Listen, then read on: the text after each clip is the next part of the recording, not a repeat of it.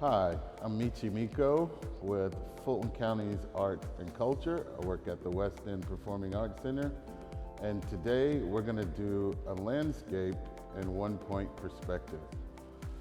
I want to see if we can sort of make a world appear on this page just out of our imagination. Part of this will be more abstraction than it will be realism, or you could treat it the way you want. So our one point of perspective will be dead center. I'm going to start it with a gray. And in order to make this grand illusion happen, we're going to have a horizon. So here will be my horizon. I'm starting it in a light gray just so that we can have these reference marks, and then we'll go over them again once we start to add color. So now that we have this point of reference, we have our horizon. We can go above or below our horizon. So think about this drawing the way you would think about yourself driving down the highway, and you could see into the distance and the road appears to get smaller, or the creek or stream maybe in your landscape gets smaller. So for this one, let's just make it up. Maybe we'll do a creek or stream. So let's just try it. I'm gonna go here. It's more wide. We're gonna make it twist. And then from that center point, I'm gonna follow this line. This will be our creek. And that's just our rough creek that's meandering towards our one point of perspective, which is dead center. So also in this image, below this horizon will be our land, above this will be our sky. So we could do the stereotypical sky, or we could maybe add some mountains. Let's just rough out some mountains really quickly. We'll give it a valley. Boom, like that. So just with a very few marks, you see we have something that we can start with, something that we have bones with, right? So let's add some little mountains in front of those, or we could add some behind them. Just depends on you and what you want to see come to life on your page. So now that we have some mountains, let's do this thing here. What else do we need? We need some more features. Is there grass? Is there rocks? Who knows? Is there a sunset? Are there clouds? Let's go for clouds.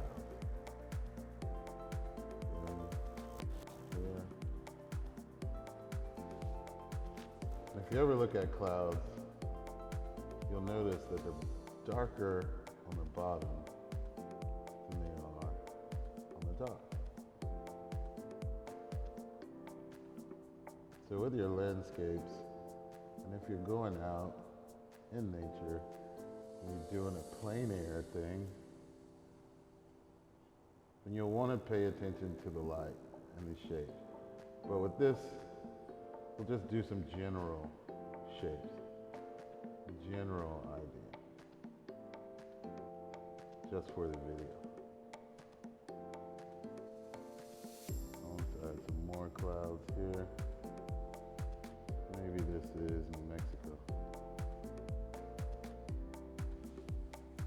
which is probably where I've seen the most beautiful sunset on the horizon ever so far. But as you can see, I'm just making this up. This is all out of my imagination. So you use your imagination to create this space that you want to see come to life, or maybe it's a space that you remember vaguely and you want to revisit. through a drawing. So these are pretty good. Let's put a cloud back here. So give us some distance, a smaller cloud. So we have some bigger clouds up front, out top.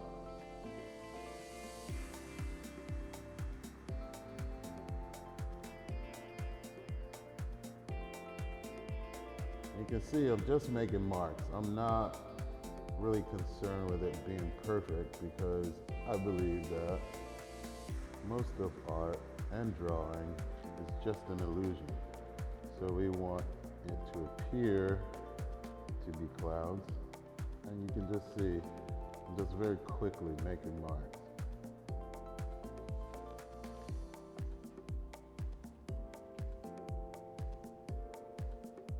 And I'll do some marks here, here, here. Maybe have some of those wispy parts. Yeah, I like that. So now, let's pay attention to our mountains. How are we going to make these mountains come to life above this horizon on our 1 point perspective?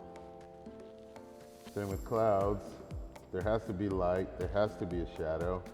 So let's just say this will be our light coming this way, maybe this way. And you'll see that happen on the mountain as we go. So here, shadow, so light's this way. Here.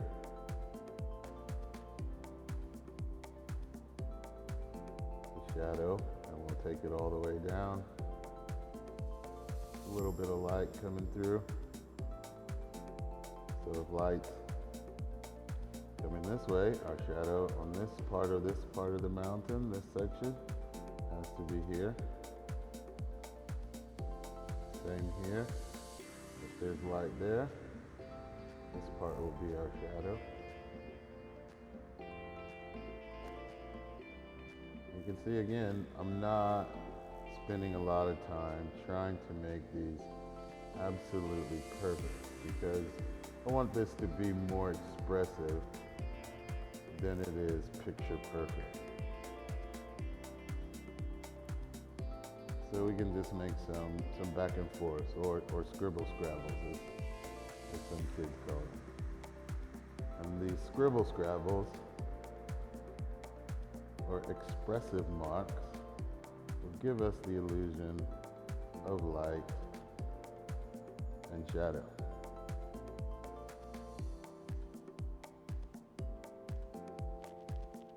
Again, it's not perfect because I don't want it to be perfect. It's a drawing. It's more art than it is a photograph.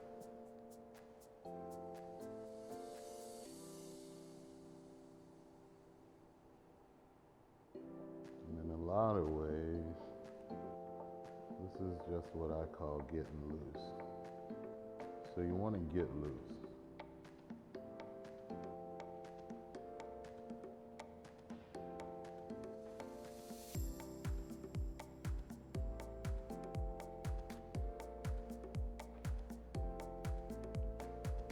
So now we have some sort of hill range, mountain range. As you can see, I'm just making marks.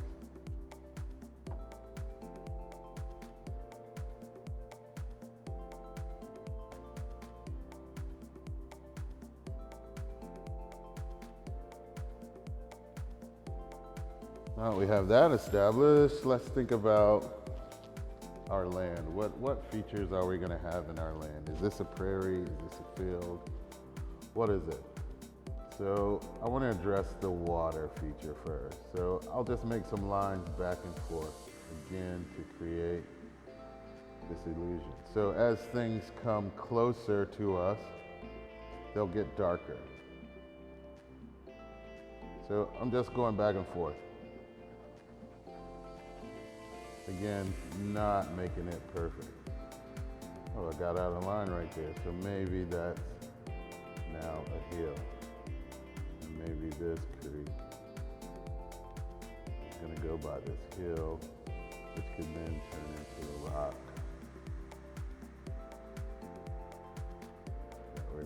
sit, eat our lunch on.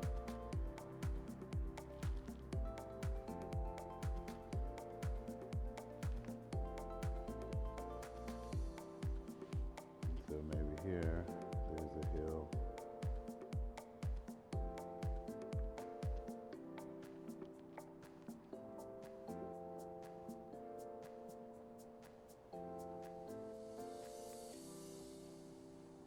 You can just see, I'm just making marks.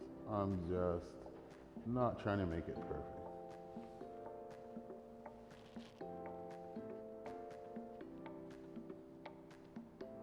But more expressive and perfect. All right, I like that. I'm just gonna add some arbitrary marks. Maybe those will make sense later, but we'll just go for it.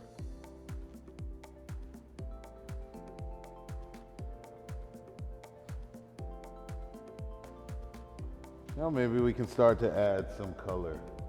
So maybe this is high desert.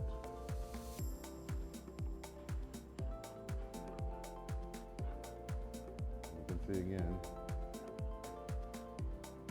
not making it perfect, just covering over what's already there.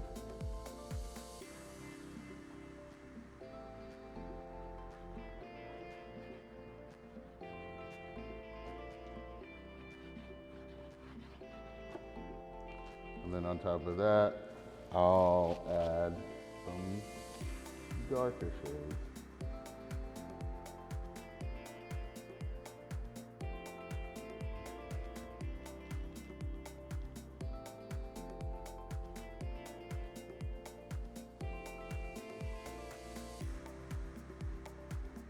Just to give it some variety. The light is shifting, it's changing.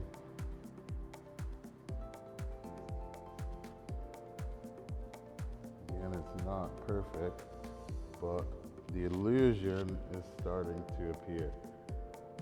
Maybe we can come in with some brown.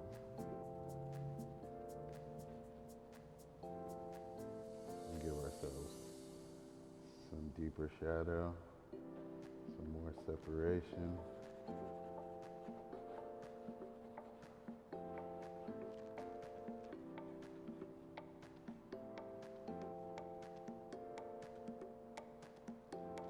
And you can see I'm not making this perfect. I'm not spending a lot of time fretting over, is this perfect, or did I need to cover over this or that? We're just going for it. We're just getting loose. Oh, we have water we need to deal with. So I'm going to pick two different blues. And if you're using an oil pastel, you'll have to fill it. So as I said, further away, lighter, and gets darker as it comes forward.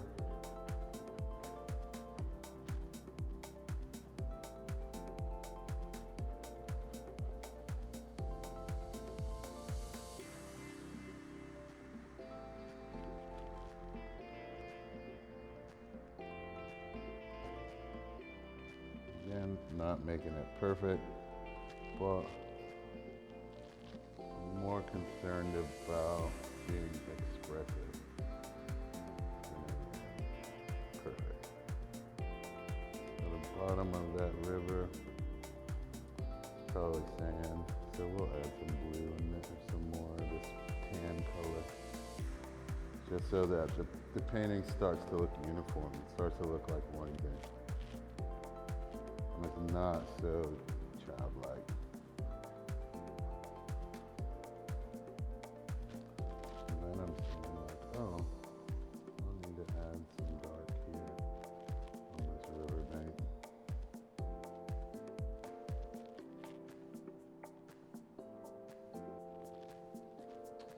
And then we still have some mountains to deal with.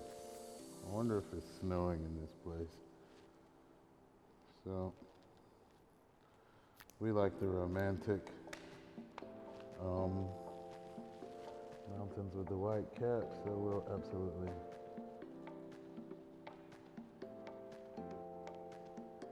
just go over the white parts and blend the gray parts so that the paper is not left raw.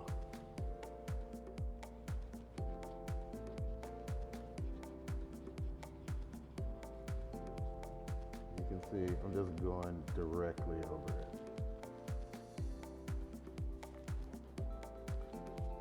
Clouds. Take advantage of that smearing technique to give ourselves some more bars.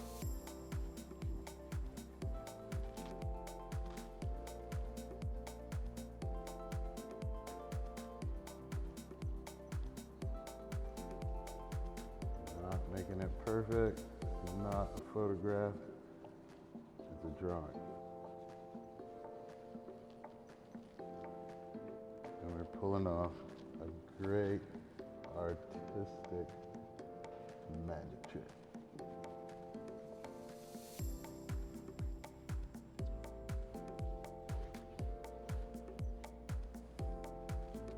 I'm liking that.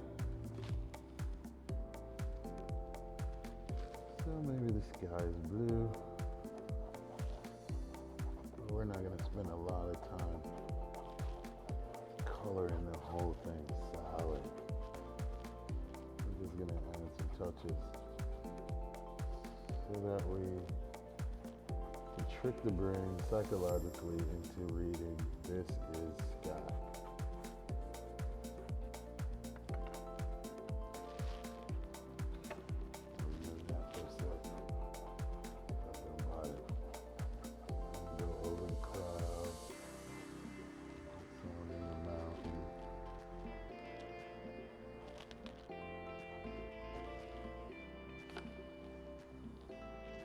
I think we're getting close to a place.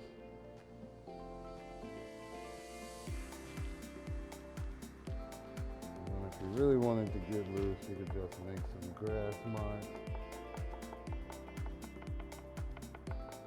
Again, not making it perfect. However, you're going to express your mark. So maybe it's just marks.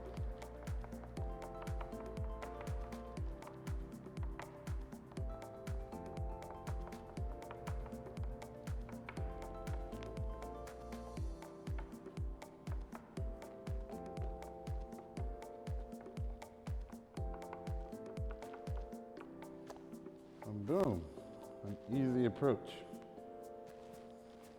You can keep going. You'll see more that you want to do. But I think that's good. Then we'll come here and we'll sign it. This has been Michi Miko at Fulton County's Arts and Culture. Today we did a 1-point perspective drawing with a little bit of abstraction. I hope you enjoy your day and your drawing practice.